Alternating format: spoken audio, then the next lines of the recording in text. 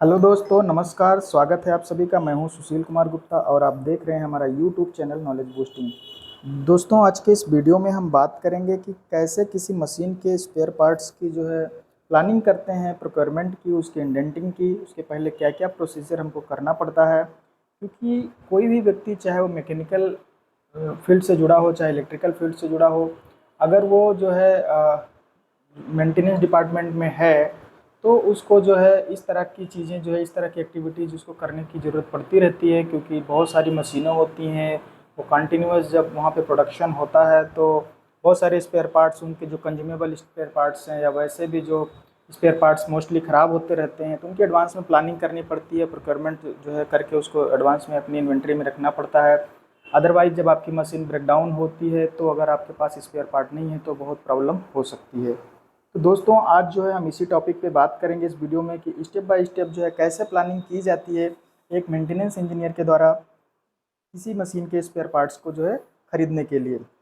तो हम लोग चलते हैं अगली स्क्रीन पर, जहाँ पे मैंने स्टेप बाय स्टेप आप लोगों को मैं बताऊँगा कि कैसे प्लानिंग होती है। ठीक है ना।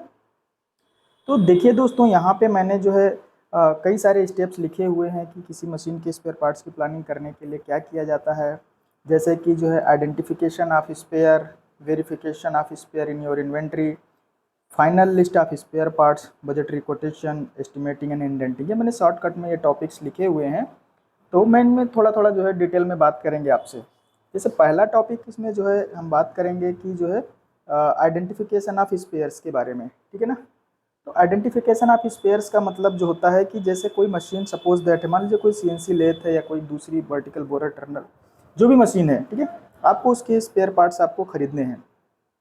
तो सबसे पहले तो आप ये देख लीजिए कि उसकी हिस्ट्री क्या कहती है, कौन कौन से पार्ट्स ऐसे हैं जो बार बार आप उनको ख़राब होते रहे हैं, उनको मंगाने की ज़रूरत है। कुछ तो आपको वहाँ पे जो काम करने वाले लोग हैं, अगर आप उस डिपार्टमेंट में पुराने हैं तो आपको एक्सपीरियंस बेस पे एक जनरल आइडिया हो जाएगा कि क्या क्या हमको मंगाना है। ठीक है। और उसके बाद में आप जब ये और बहुत सी चीज़ें आपको जो चीज़ें आपको लगता है कि मुझे ख़राब हो सकती हैं, तो आप उनकी जो स्पेयर पार्ट्स मैनुअल है उनको देख करके भी आप ये क्लियर कर सकते हैं कि हमको ये पार्ट्स की ज़रूरत पड़ सकती है। और मतलब एक जनरल कैटेगरी आप बना लेंगे, लिस्ट बना लेंगे कि हमको क्या क्या स्पेयर पार्ट्स मंगाने की ज़रूरत पड़ेगी। ठीक है। अब मान लीजिए कि आपने 10, 20, 40, 50 जो भी हैं नंबर ऑफ़ क्वांटिटीज़ में आपने वो स्पेयर पार्ट्स आइडेंटिफाई कर लिए और कि हाँ, ये हमको मंगाना है। बट अभी क्या है, आपको एक चीज़ और करनी है कि जो हमने लिस्ट बनाई है, कहीं ऐसा तो नहीं कि हमने अब मैनुअल देख करके एक्सपीरियंस बेस पे कि हाँ जी ये ख़राब होता है, ये हमको मंगाना होगा, और हमने क्या करा कि उसको लिस्ट बना लिया और सीधा हमने उसको आगे बढ़ गए प्रोक्योरमेंट की प्रक्रिया में। अगर वो स्पेयर पार्ट्स आपके पास में है तो फिर तो प्रॉब्लम हो जाएगी, या क्वेश्चनेबल मार्क हो जाएगा, क्योंकि काफ़ी महंगे स्पेयर्स आते हैं। तो ये चीज़ें आपको ध्यान रखना है एक मेंटेनेंस इंजीनियर को, कि ऐसा ना हो कि हमारे पास इन्वेंट्री है और फिर भी हम स्पेयर पार्ट्स मंगा रहे हैं। तो इसलिए आपको क्या है, नेक्स्ट स्टेप पे हम आते हैं कि हमको क्या करना है, verification of spares in your inventory. देखिए दोस्तों, जो इन्वेंट्री में आपके है कि नहीं है, इसके अब जनरली जैसे मैं जिस इंडस्ट्री में काम करता हूँ, मोस्टली ऐसे सब जगह होता होगा कि जो एक मेंटेनेंस डिपार्टमेंट है तो एक उसका अपना एक छोटा सा अपना एक खुद का उसका एक स्टोर होता है, और एक तो उसकी उस कंपनी का जो सेंट्रल स्टोर होता है जहाँ पे बहुत सारी चीज़ें स्टोर करके रखी जाती हैं। ठीक है ना। लेकिन जो सेंट्रल स्टोर होता है, जो मेन स्टोर उसका वहाँ का होता है, उसके अपने कुछ रूल्स होते हैं कि वो 24 घंटे नहीं खुले रहते हैं, वो डे टाइम में ही खुलते हैं, या फिर रात में अगर खुलवाने की ज़रूरत पड़ रही है तो बहुत सारे उसके प्रोसीजर्स होते हैं। तो इन सब तामझाम से बचने के लिए जो मेंटेनेंस डिपार्टमेंट होता है, जनरली देखा गया है कि वो कुछ स्पेयर्स, इमरजेंसी स्पेयर्स अपनी कस्टडी में लेके रखते हैं। तो आपने करना क्या है कि वो जो स्पेयर्स आपने लिस्ट डाउन करे हैं, जो आपने आइडेंटिफाई किया हुआ है, उसको आप अपने यहाँ की इन्वेंट्री में भी चेक कर लीजिए, और जो वहाँ का सेंट्रल स्टोर है वहाँ की भी इन्वेंट्री में आप उसको वेरीफाई कर लीजिए कि कहीं ऐसा ना हो कि वो दोनों जगह में कहीं तो पड़ा हुआ हो। ठीक है। आपकी इन्वेंट्री में हो। ठीक।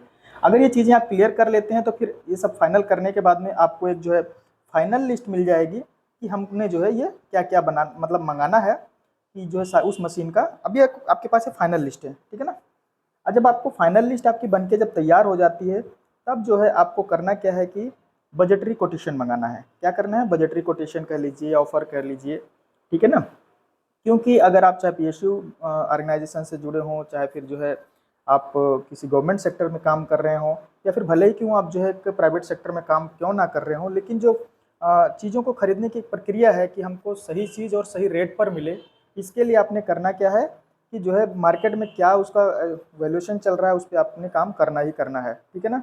तो आपको जो है सबसे पहले तैयार करना है बजटरी कोटेशन। बजटरी कोटेशन के लिए क्या करना है, आपको बात करना है जो है जो उस मार्केट में जो कंपनियां हैं जो ऑलरेडी जो है वो स्पेयर पार्ट सप्लाई करती हैं, हो सकता है कि बहुत सी चीज़ों में आपके OEMs हों, तो OEM से आप संपर्क कर सकते हैं, उनसे एक बजटरी कोटेशन ले सकते हैं।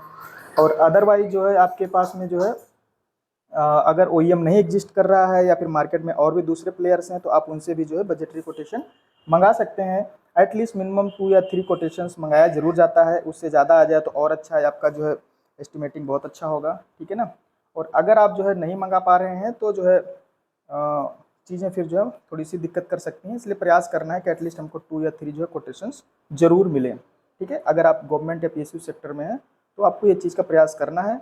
अगर वहाँ ओरिजिनल इक्विपमेंट मैन्युफैक्चरर है तो उस केस में तो हम कुछ नहीं कह सकते हैं, क्योंकि वो स्पेयर पार्ट्स कोई और मार्केट में सप्लाई ही नहीं कर रहा है, तो वहाँ पे तो चलेगा, कोई इशू नहीं है, ठीक है। लेकिन अगर वो जनरल आइटम है तो उसके लिए आपको बजटरी कोटेशन मंगाने की जरूरत पड़ेगी। जब आपका बजटरी कोटेशन आ जाता है तो आपको क्या है उसके हिसाब से जो है आप अपने उसका प्राइस लिस्ट क्या है उसका एवरेज निकाल करके उसका एक एस्टिमेट तैयार करते हैं।